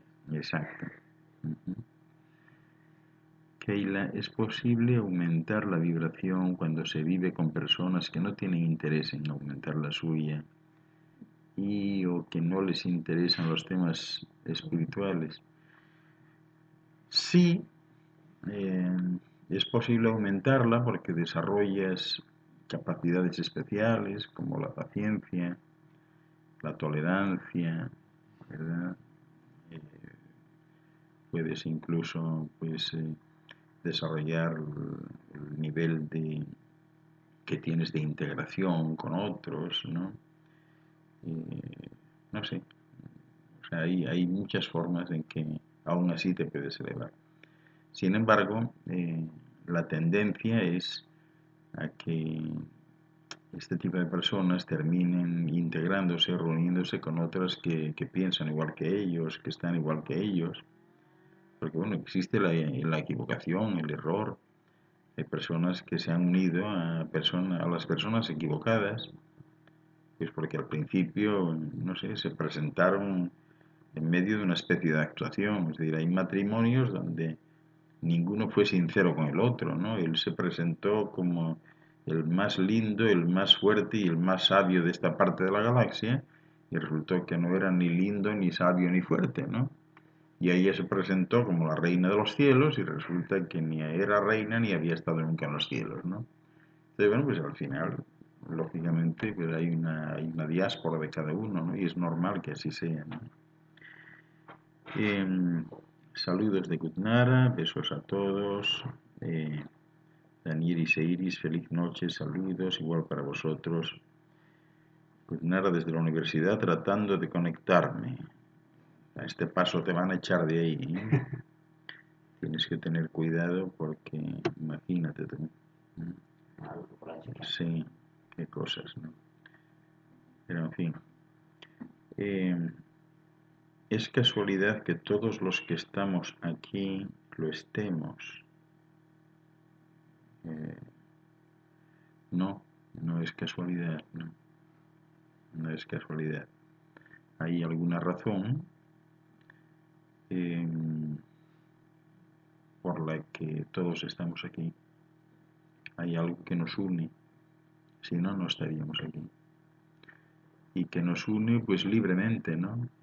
Puesto que ni vosotros pedís nada, ni yo os lo pido a vosotros, ¿no? Ni recibo nada a cambio. O sea, salvo demostraciones de amistad y de cariño, ¿no? En ese mismo sentido, los que estamos aquí ya hemos estado juntos antes en otra vida distinta a esta. Puede ser, o sea, dice César, si los que estamos aquí hemos estado juntos antes, puede ser, pero no es imprescindible eso, no, simplemente los que estamos aquí ahora, que vibramos en la misma sintonía, pues nos juntamos, nos gusta juntarnos, ¿no? A fin de cuentas eso es lo que pasa con las familias. Las familias tienen unos amigos cercanos y tienen otros en otro sitio, pero hay unos, dice, con estos qué bien, vamos al fin del mundo porque qué gente más buena y qué conexión, ¿no? Con los otros nos vemos de vez en cuando, pero es que ella me tiene celos y cada vez que me compro unos pendientes me mira de una manera. Entonces uno tiende a integrarse con aquellos con los que comulga mejor, ¿no? O sea, es como una ley natural, ¿no? Una ley natural. Lo positivo atrae a lo positivo, y lo negativo atrae a lo negativo, ¿no? O sea que Sí, es nada. cierto que lo que se teme se atrae. Lo que se teme no es que se atraiga inmediatamente, es que como estás más alerta ante eso, porque lo temes, exactamente, te vas a dar cuenta de eso si pasa por delante de ti.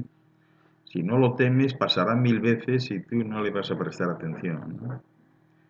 Entonces, claro, como le estás dibujando una atención especial, pues vas a acabar identificándolo, ¿no? O sea, al final conviene no temer nada, ¿no? Y claro, no temes cuando usas tu intuición. Cuando usas tu intuición terminas no temiendo, ¿no? Porque ves que todo te sale bien y que no has tenido que llamar a nadie, o sea, que todo lo fuiste arreglando tú porque iba surgiendo algo de dentro que así lo propiciaba, ¿no? Y así son las cosas, ¿no? Aquí tenemos conectada a Verónica Graciela y Elizabeth Herrera. ¿A dónde te vas, Elizabeth? Eh, bueno, nosotros de todas maneras estamos en la recta final y para poder subir esto después tenemos que ir, déjame ver cuál es la hora. Sí, estamos justos ahora. Os mando a todos un beso y siempre lo mejor para vosotros y vuestras familias. Os quiero mucho y gracias por la atención que siempre me dispensáis y nos encontramos de nuevo el viernes. Saludos afectuosos, cuidaros mucho.